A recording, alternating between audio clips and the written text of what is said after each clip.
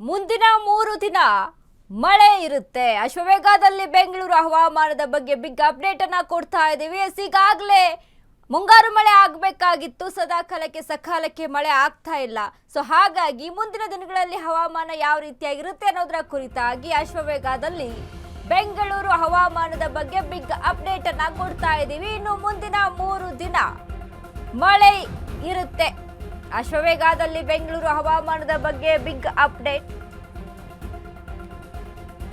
ಬೆಂಗಳೂರು ನಗರ ಮತ್ತು ಸುತ್ತಮುತ್ತಲ 3 ದಿನಗಳ ಕಾಲ ಮಳೆ ಇರುತ್ತೆ. ನಗರದಲ್ಲಿ ಸಾಧಾರಣ ಮಳೆ ಜೊತೆಗೆ ಮೋಡ ಕವಿದ ವಾತಾವರಣ. ಬೆಂಗಳೂರು ನಗರ ಮತ್ತು ಬೆಂಗಳೂರು ಗ್ರಾಮಾಂತರ ಜಿಲ್ಲೆಯಲ್ಲಿ 3 ದಿನಗಳ ಕಾಲ ಮಳೆ. ರಾಮನಗರ, ಕೋಲಾರ, ಚಿಕ್ಕಬಳ್ಳಾಪುರ, ತುಮಕೂರು, ಮಂಡ್ಯ ಮತ್ತು ಹಾಸನ ಜಿಲ್ಲೆಗಳಲ್ಲಿ ಮುಂದಿನ 3 ದಿನ ಮಳೆ ಆಗುತ್ತೆ. ಕೆಲವು ಕಡೆ ಮೋಡ ಕವಿದ ವಾತಾವರಣ, ಕೆಲವೆಡೆ ಗುಡುಗು ಸಹಿತ ಮಳೆ. ನಗರದಲ್ಲಿ ಬೆಳಗ್ಗೆ ಮತ್ತು ಸಂಜೆ ಸಮಯದಲ್ಲಿ ಮಳೆಯ ಸಾಧ್ಯತೆ ಹೆಚ್ಚಾಗಿದೆ. ಬೆಂಗಳೂರಿನಲ್ಲಿ ಸಂಚಾರಕ್ಕೆ ಸ್ವಲ್ಪ ಅಡಚಣೆ ಉಂಟಾಗುವ ಸಾಧ್ಯತೆ ಇದೆ. ವಾಹನ ಸವಾರರು ಗಮನಿಸಬೇಕು. ಸಾಯಂಕಾಲದ ಹೊತ್ತಿಗೆ ಆಫೀಸಿಂದ ತೆರಳುವಂಥವರಾಗಿರ್ಬೋದು, ಇನ್ನು ಶಾಲಾ ಕಾಲೇಜಿಂದ ಹೋಗುವಂಥವರಾಗಿರ್ಬೋದು, ಅಥವಾ ಸಾಯಂಕಾಲದ ಹೊತ್ತಿಗೆ ಕೆಲಸವನ್ನ ಮುಗಿಸಿ ಮನೆಗೆ ತೆರಳುತ್ತಾ ಇರ್ತಾರೆ. ಅಂಥ ಸಂದರ್ಭದಲ್ಲಿ ಸ್ವಲ್ಪ ಹವಾಮಾನ ವೈಪರೀತ್ಯ ಆಗಿ ಈಗ ಮಳೆ ಆಗುವಂಥ ಚಾನ್ಸಸ್ ಹೆಚ್ಚಾಗಿರೋದ್ರಿಂದ ಸ್ವಲ್ಪ ತೊಂದರೆ ಆಗ್ಬೋದು, ಗಮನಿಸಬೇಕಾಗುತ್ತೆ. ಇನ್ನು ಅದ್ರ ಜೊತೆಗೆ ಈ ಏನು ಬೆಂಗಳೂರಿನ ಸುತ್ತಮುತ್ತ ಬೆಂಗಳೂರು ನಗರ ಮತ್ತು ಬೆಂಗಳೂರು ಗ್ರಾಮಾಂತರ ಜಿಲ್ಲೆ, ರಾಮನಗರ, ಕೋಲಾರ, ಚಿಕ್ಕಬಳ್ಳಾಪುರ, ತುಮಕೂರು ಈ ಕಡೆ ಎಲ್ಲ ಮಳೆ ಆಗುವಂಥ ಚಾನ್ಸಸ್ ಹೆಚ್ಚಾಗಿದೆ. ಮಂಡ್ಯ ಮತ್ತು ಹಾಸನ ಜಿಲ್ಲೆಗಳಲ್ಲಿ ಮಳೆ ಆಗುವಂಥದ್ದು. ಇನ್ನು ಕೆಲವು ಕಡೆ ಮೋಡ ಕವಿದಂತಹ ವಾತಾವರಣ ಇರುತ್ತೆ. ಇನ್ನು ಕೆಲವು ಕಡೆ ಗುಡುಗು ಸಹಿತ ಮಳೆ ಆಗುತ್ತೆ. ಬೆಂಗಳೂರಿನ ಸುತ್ತಮುತ್ತಲಿನ ಇರುವಂತಹ ಗ್ರಾಮಾಂತರ ಜಿಲ್ಲೆಗಳಲ್ಲಿ ವಾಸ ಮಾಡುವಂತಹ ಜನರಾಗಿರ್ಬೋದು, ಕೃಷಿಯನ್ನ ಅವಲಂಬಿತವಾದಂತಹ ಜನ ಆಗಿರ್ಬೋದು, ಈಗ ತಲೆ ಮೇಲೆ ಕೈ ಹೊತ್ಕೊಂಡು ಕೂತಿರುತ್ತಾರೆ. ಯಾಕಂದ್ರೆ ಮಳೆ ಆಗ್ತಾ ಇಲ್ಲ ಅನ್ನುವಂಥ ಸಿಚುವೇಶನ್ನಿಂದ ಏನ್ ಮಾಡೋದಪ್ಪ, ಬೆಳೆ ಬೆಳ್ಕೊಂಡಿದ್ವಿ, ಮಳೆ ಬರ್ತಾ ಇಲ್ಲ ಅಂತ. ಬಟ್ ಈಗ 3 ದಿನಗಳ ಕಾಲ ಮಳೆ ಆಗಲಿದೆ ಅಂತೆ. ಅಶ್ವವೇಗದಲ್ಲಿ ಬೆಂಗಳೂರು ಹವಾಮಾನದ ಕುರಿತಾದಂಥ ವರದಿಯನ್ನ ಕೊಡ್ತಾ ಇದ್ವಿ, ಅಪ್ಡೇಟ್ಸ್ ಅನ್ನ ಕೊಡ್ತಾ ಇದ್ವಿ. ಮುಂದಿನ 3 ದಿನಗಳಲ್ಲಿ ಮಳೆ ಆಗುವಂತ ಚಾನ್ಸಸ್ ಹೆಚ್ಚಾಗಿದೆ.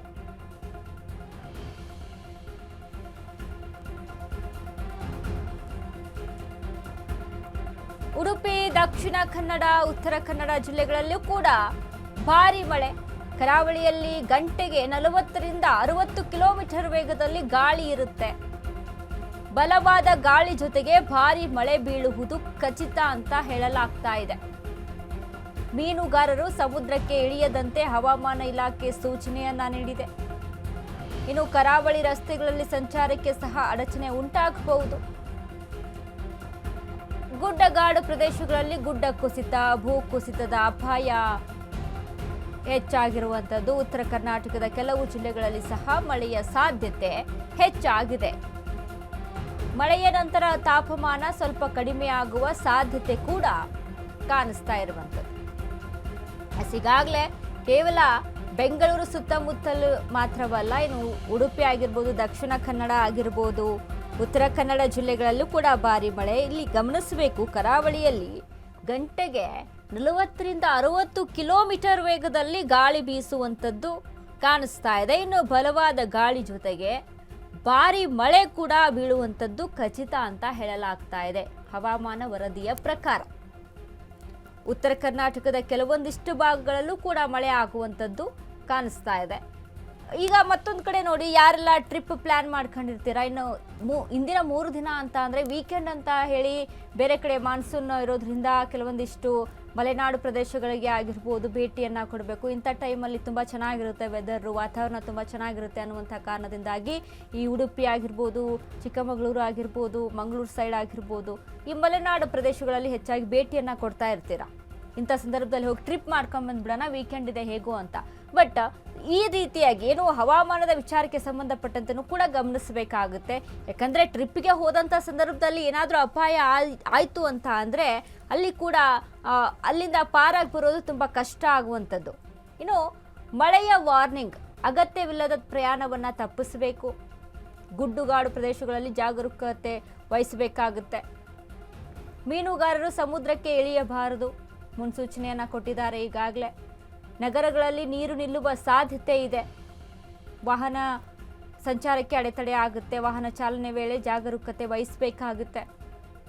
ವಾರ್ನಿಂಗ್ಗಳು ಮುಂದಿನ 3 ದಿನ ಮಳೆ ಸಾಧ್ಯತೆ ಇರುವಂಥದ್ದು. ಸೊ ಹಾಗಾಗಿ ಟ್ರಿಪ್ಗೆ ಅಂತ ಹೋಗೋರಾಗಿರ್ಬೋದು, ವಾಹನಗಳ ಓಡಾಟಕ್ಕೂ ಕೂಡ ಅಡಚಣೆ ಆಗುತ್ತೆ. ಎಲ್ಲಿ ಸಿಕ್ಕಲ್ಲಿ ಈಗ ಮಳೆ ಆಗಿ ನೀರು ನಿಲ್ಲುವಂಥದ್ದು ಅಥವಾ ರೋಡ್ಗಳೇ ಬ್ಲಾಕ್ ಆಗಿಬಿಡುವಂಥದ್ದು ಈ ರೀತಿಯಾಗಿ ಆಗ್ತಾ ಇರುತ್ತೆ. ಈ ಗುಡ್ಡಗಾಡು ಪ್ರದೇಶ ಅಂತ ಅಂದಾಗ ಗುಡ್ಡ ಕುಸಿಯುವಂಥದ್ದಾಗಿರ್ಬೋದು, ಈ ರೀತಿಯಾಗಿ ಆಗುವಂಥ ಚಾನ್ಸಸ್ಗಳು ಹೆಚ್ಚು. ಸೊ ಹಾಗಾಗಿ ತುಂಬ ಜಾಗರೂಕರಾಗಿರಿ. ಸದ್ಯಕ್ಕೆ ಎಲ್ಲೂ ಕೂಡ ಪ್ರಯಾಣವನ್ನು ಬೆಳೆಸೋದು, ಟ್ರಿಪ್ಪನ್ನು ಮಾಡುವಂಥ ಪ್ಲ್ಯಾನ್ ಇದ್ದರೆ ಅದನ್ನು ಮುಂದೂಡುವಂಥದ್ದು ತುಂಬ ಒಳಿತು ಅಂತ ಇಲ್ಲಿ ಹೇಳ್ಬೋದು.